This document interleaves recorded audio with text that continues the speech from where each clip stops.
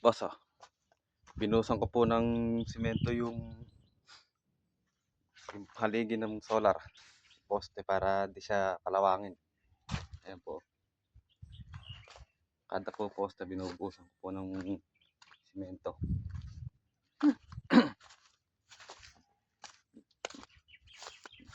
Ayan. Para di siya kalawangin.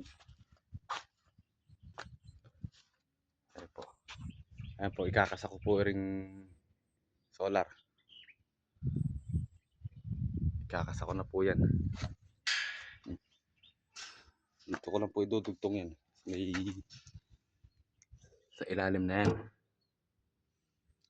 Wala po siya idudugtong. Ere po ang kakabit ko. Ere. Tsaka ring itim.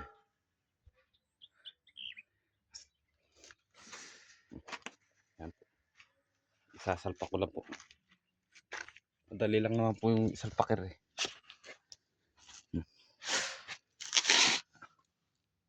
Pula. Itim. Tini po.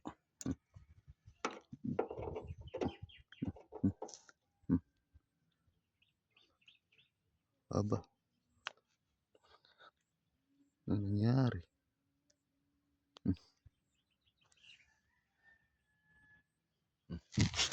Baliktad.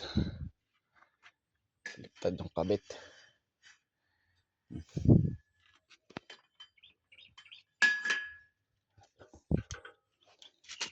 Sasalpak po rin yan.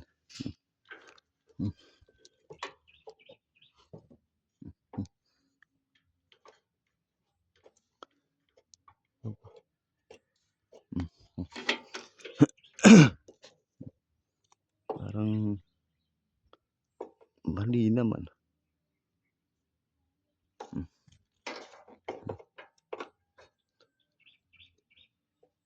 Kaya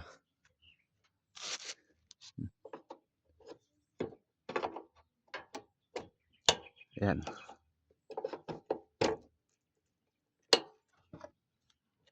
Kapit na po.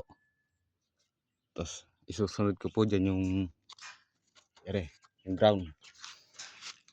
Hindi naman po yan sa labas.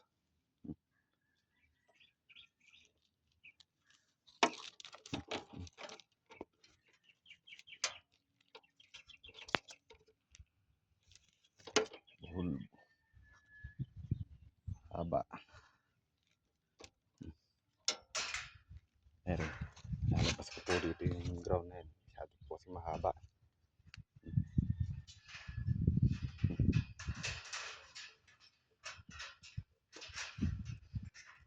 Ere po yung ground na yan. Dito po nakakonect yan sa may labas.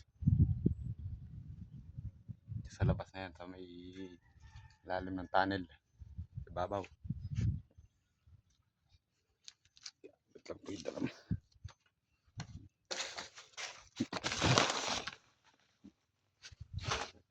Ere po, ipo-flooring. Ipo-flooring ko po ere yung babagsakan po ng tubig para di nagpuputik din eh. Para hindi siya mahukay.